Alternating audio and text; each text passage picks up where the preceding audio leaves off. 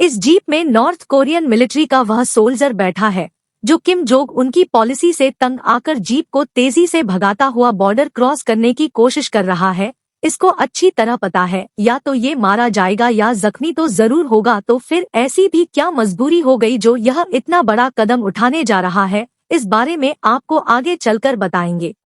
लेकिन north Korea दुनिया का सबसे बड़ा जेल क्यों माना जाता है और यहाँ से जिंदा भाग निकलना मुश्किल क्यों है? हमारे YouTube चैनल की वीडियो में एक बार फिर से स्वागत।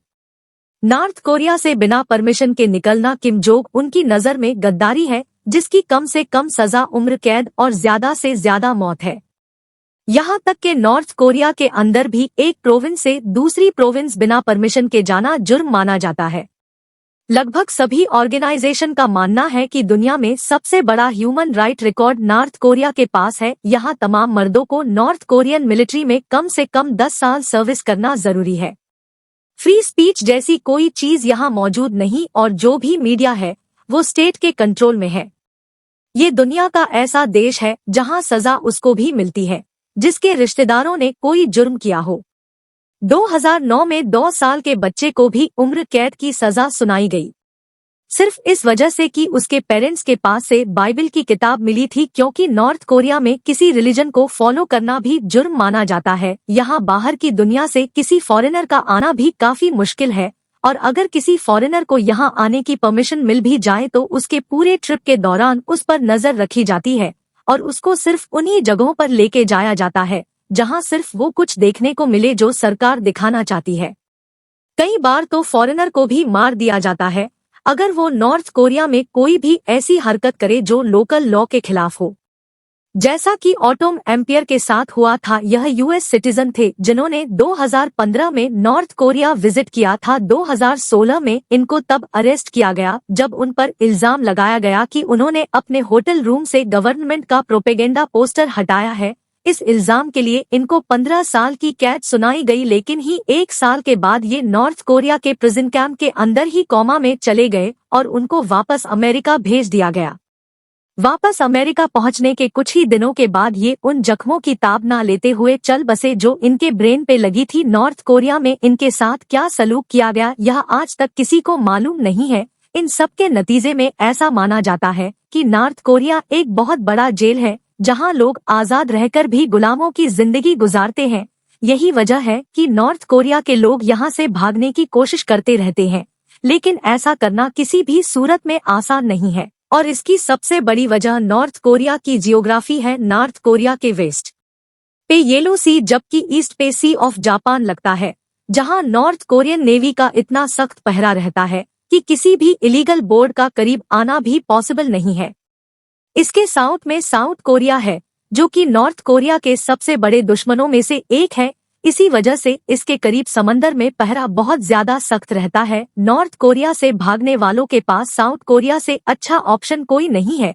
वो इसलिए नहीं क्योंकि साउथ कोरिया एक बहुत ही डेवलप्ड और फ्री कंट्री है, बल्कि उसका रीजन यह है कि साउथ कोरिया हर नॉर्थ कोरियंस को अपना ही सिटीजन मानता है। यानी नॉर्थ कोरियाई आर्मी से बचकर अगर कोई यह लाइन क्रॉस करने में कामयाब हो जाए तो ये कदम उसकी जिंदगी बदल सकता है, लेकिन सिर्फ तब जब वो जिंदा पहुंचने में कामयाब हो, क्योंकि नॉर्थ कोरिया ने अपने इस बॉर्डर पे इतनी ज्यादा आर्मी बिठाई हुई है कि यहाँ से इंसान तो क्या कोई परिंदा भी बॉर्डर क्रॉस करने से पहले 100 बार सोचेगा।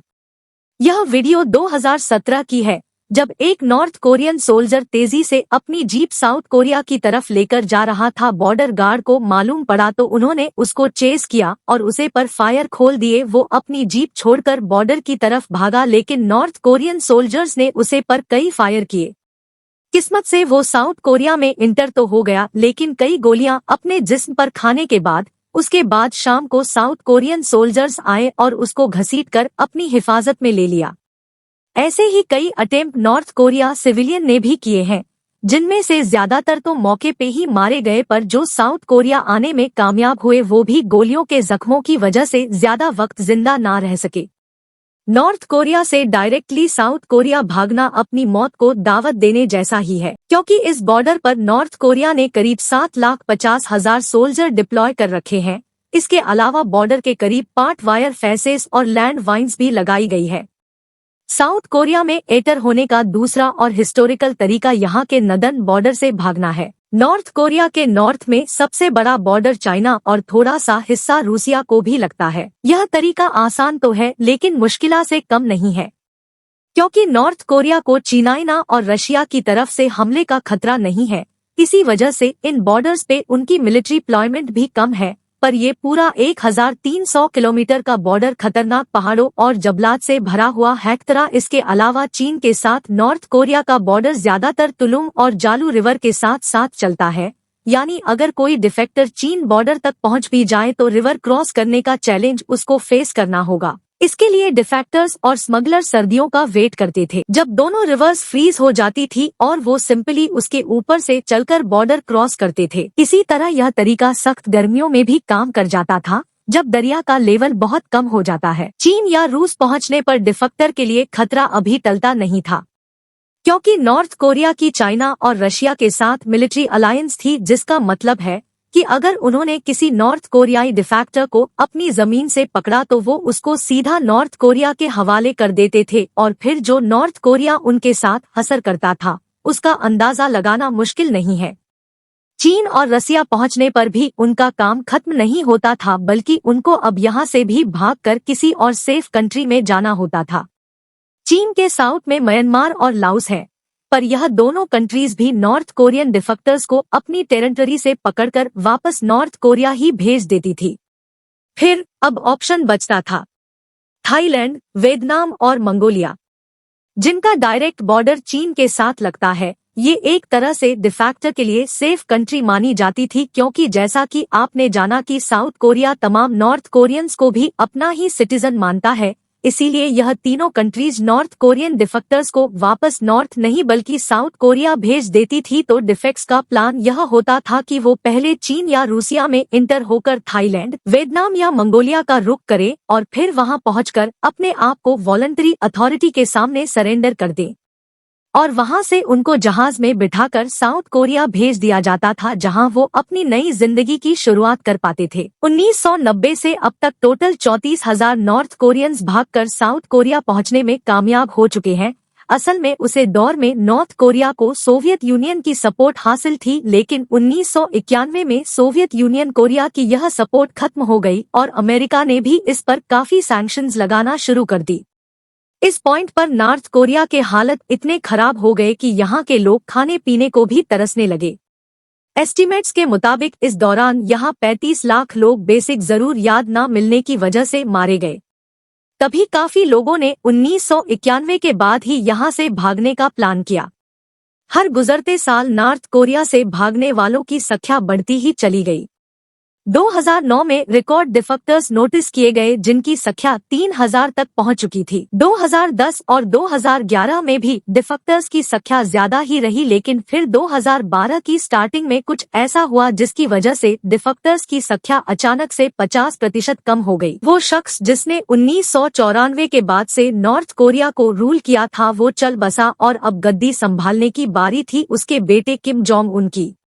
पावर में आते ही किम जोंग उन ने सबसे पहले स्मगलिंग और देश से भागने वालों के खिलाफ घेरा तंग किया। पूरे नॉर्दर्न बॉर्डर्स और इंटेज मॉनिटरिंग को भी काफी बढ़ा दिया गया। बॉर्डर पे फैंस लगा दी गई और मिलिट्री पेट्रोलिंग भी बढ़ा दी गई। इसके अलावा किम जोंग उन रूसिया और चीन के साथ भी मामला तय किए कि वो भी अपनी साइड पे ज्यादा सख्ती बनाकर रखें। इसके नतीजे में चीन ने भी पूरे बॉर्डर पे सर्विलेंस सिस्टम लगा दिया। इन्हीं चेंज की वजह से डिफेक्टर्स का अब चीन में जाना काफी मुश्किल हो गया था। जो नॉर्थ कोरिया से भागने में मदद करने के बदले में पैसे लिया करते थे, उन्होंने भी अपने रेट काफी बढ़ा दिए। 2007 में जो चाइनीज ब्रोकर्स यह काम $2000 में किया करते थे, सख्ती होने के बाद 2017 में उन्होंने एक डिफेक्टर से $15,000 लेना शुरू कर दिए। ज्यादातर नॉर्थ कोरियाई जिनकी सालाना इनकम ही $2000 के इक्विवेलेंट है, उनके लिए अब इतनी ज्यादा रकम इकट्ठा करना मुश्किल हो चुका था। यही वजह है कि 2012 के बाद से, यानी किम जोंग उनके पावर में आने के बाद से, हर गुजरते साल डिफेक्टर्स की संख्या कम होती गई और 2019 में सिर्फ 1000 डिफेक्टर्स ही यहां से भागने में सफल हो सके। लेकिन फिर 2020 में कुछ ऐसा हुआ जिससे अब नॉर्थ कोरिया से भगाना करीब इम्पॉसिबल हो गया है। 2019 के अंत में जब चीन में पहला कोविड-19 का केस बना था, उसके 2 महीने के बाद नॉर्थ कोरिया दुनिया की पहली कंट्री थी जिसने अपने सभी बॉर्डर्स को पूरी तरह से बंद कर दिया क्योंकि वह नहीं चाहते नॉर्थ कोरिया तक पहुंच सके। नॉर्थ कोरिया में किसी मीडियम से जाने और बाहर निकलने पर पूरी तरह से पाबंदी लगा दी गई। ऐसा करना नॉर्थ कोरिया के लिए जरूरी भी था क्योंकि यहाँ की 42% पॉपुलेशन को आज भी सही से खाना नहीं मिल पाता, यानी उनकी बॉडी में कोविड-19 वायरस बर्दाश्त करने की ताकत ही नहीं है। इसके साथ साथ अगस्त 2020 में नॉर्थ कोरियन मिलिट्री ने नॉर्दर्न बॉर्डर पेट्रोल को शूट टू किल का ऑर्डर दे दिया, यानी उनको फुल अथॉरिटी दे दी गई। अगर वो चीन बॉर्डर पे किसी को जाते यहाँ आते देखे तो उसी वक्त उसको गोली मारते। यही वजह है कि पिछले 3 सालों से यहाँ से भागने वालों की संख्या करीब ना के बराबर है और नॉर्थ कोरिया एक बहुत बड़े जेल की मान्य बन चुका है, जहाँ लोग ना कोई रिलीजन फॉलो कर सकते हैं और ना ही बाहर की दुनिया से किसी भी तरह कांटेक्ट में रह सकते हैं। गूगल, फेसबुक, यूट्यूब तो दूर, यहाँ पर इंटरनेट भी सिर्फ गवर्नमेंट ऑफिसेज में ही इस्तेमाल किया जाता है और उस पर भी सिर्फ वो वेबसाइट खोल है जो नॉर्थ और गवर्नमेंट नहीं बनाई है। उनके पास फोन तो है लेकिन वह लोकली असेंबली है जिसमें ऐसे सॉफ्टवेयर इंस्टॉल किए गए हैं जो लोगों की फोन एक्टिविटी को मॉनिटर करते हैं। नॉर्थ कोरिया दुनिया का ऐसा मुल्क है जहां जो कुछ भी होता है उसका बाहर की दुनिया को बिल्कुल भी पता नहीं है। यहाँ पर एग्जीक्यूशंस फांसी देकर नहीं बल्कि फायरिंग स्क्वाड्स को भेजा जाता है जो सबके सामने लोगों को गोलियां मार देते हैं। नॉर्थ कोरिया में उसको भी एग्जीक्यूट कर दिया जाता है जिसने साउथ कोरिया में बैठे अपने किसी रिलेटिव से फोन पर बात करने की कोशिश की हो। इस सारे तमाशे दुनिया देख तो रही है लेकिन कोई कुछ कर नहीं सकता क्योंकि सोवियत यूनियन ने नॉर्थ कोरिया को न्यूक्लियर टेक्नोलॉजी ट्रांसफर की थी। यही वजह है कि अमेरिका जैसी सुपर पावर भी नॉर्थ कोरिया पर सैंक्शंस लगाने के अलावा और कुछ नहीं कर पाती। उम्मीद है हमारी वीडियो भी आप लोग भरपूर लाइक और शेयर करेंगे। जल्द मिलते हैं अगली शानदार वीडियो में। धन्यवाद।